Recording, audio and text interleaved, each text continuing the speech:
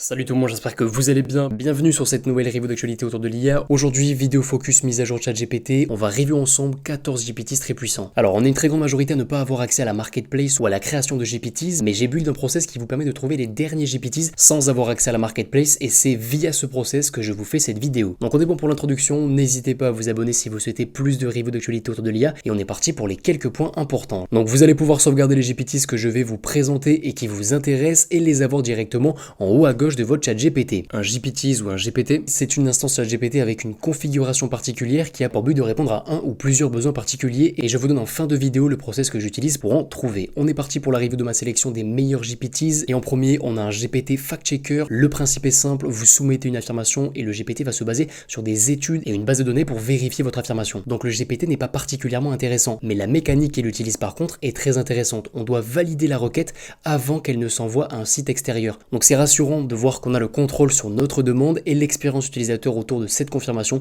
est plutôt agréable. Ensuite, on a un GPT qui convertit du DALL-E en GIF automatiquement, donc c'est une belle combinaison entre DALL-E 3 et Code Interpreter et les résultats sont très intéressants. Troisième GPT, on est sur un GPT impressionnant, vous envoyez une demande de création de playlist autour de X sujet, le GPT va récupérer des informations sur le web autour de votre sujet, il va ensuite vous demander de se connecter à votre Spotify et il va ensuite créer la playlist demandée. Donc on découvre avec ce GPT une nouvelle mécanique puissante, connexion avec une application tierce. Et c'est très intéressant, ça rejoint la démo avec l'API Google Calendar qu'OpenAI nous a présenté lors de la conférence DevDay. Et un warning important, attention toujours à bien vérifier le ou les développeurs quand vous donnez un accès à des fonctionnalités sur un de vos comptes. Quatrième et cinquième GPT, assistant en Ruby et en Python, deux langages de programmation. Donc les GPT sont très intéressants si on découvre le langage, mais si on réduit le scope, on pourra faire à terme des GPTs spécialisés dans une seule librairie et ça peut à terme devenir aussi banal qu'une documentation. Si vous n'êtes pas dev mais que le sujet vous intéresse, vous pouvez voir une librairie comme une boîte à outils où on peut venir utiliser des fonctions à l'intérieur déjà codées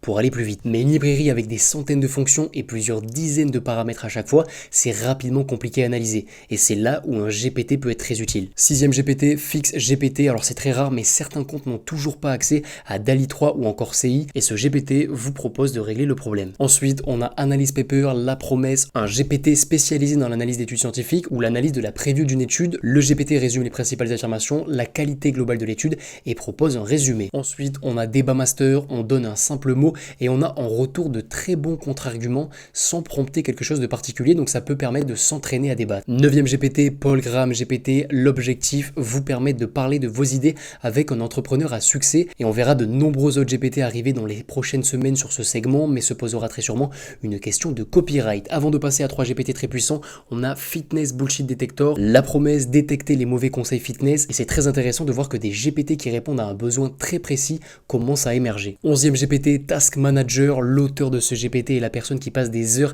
à chaque nouveauté à essayer de transformer ChatGPT en véritable agent IA et via les GPT, il s'approche un peu plus de son but. Le concept est très simple, vous envoyez votre objectif et via un système de commandes, vous allez pouvoir explorer étape par étape les possibilités. Et l'avantage du système de Nick, c'est qu'il enregistre dans un fichier l'ensemble des ressources générées pour qu'à la fin, vous puissiez toutes les récupérer. Donc ça se rapproche énormément du concept d'AutoGPT et c'est très agréable à utiliser une fois qu'on a l'habitude. 12e GPT, discuter avec la thèse d'un ingénieur. L'ingé n'est pas spécialement populaire, mais il a créé son GPT pour permettre à ses abonnés de discuter avec lui de sa thèse. Ensuite, on a un GPT qui permet de chatter avec une transcription de l'ensemble des podcasts d'une chaîne en particulier et c'est sans aucun doute mon GPT préféré. Ce n'est disponible qu'avec un seul podcast, le podcast d'Alex. Il y a un travail conséquent en amont, mais le GPT vous permet de récupérer l'ensemble des articles, des ressources et des conversations provenant des épisodes du podcast d'Alex sur un sujet donné. Donc ce qu'a fait Alex, c'est qu'il a retranscrit en format texte l'ensemble des lives qu'il a animés, il a trié les informations à l'intérieur, les a stockées dans une DB et a branché un GPT dessus. Et donc ça permet de discuter avec l'ensemble des ressources qu'il a mentionnées. Donc imaginons que vous souhaitez avoir son avis sur un sujet en particulier, vous demandez à son GPT et vous obtenez son avis global, les exemples et les articles qu'il a mentionnés. Donc on est ok au niveau de ce GPT, n'hésitez pas à me dire ce que vous en pensez en commentaire. On passe maintenant au 14e GPT, GetPass, récupérer l'ensemble des sous-URL d'un site.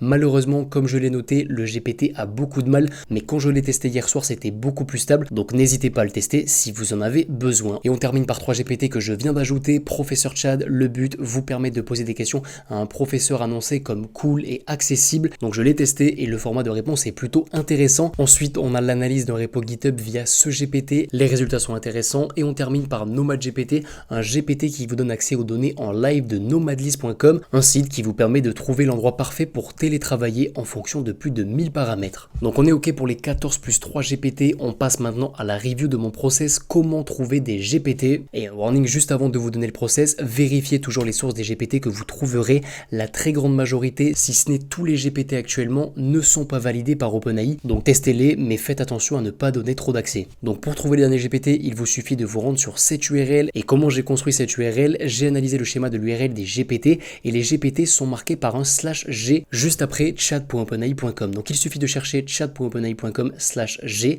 et vous accédez aux derniers GPT publiés par la communauté. N'hésitez pas également à rejoindre le Discord. On vient de créer un channel dédié aux GPT. Je partagerai mes dernières découvertes sur le channel. On arrive à la fin de cette review d'actualité autour de l'IA. J'espère qu'elle vous aura plu. Si c'est le cas, n'hésitez pas à vous abonner et à mettre un like à la vidéo. Je vous dis à très bientôt. Ciao ciao.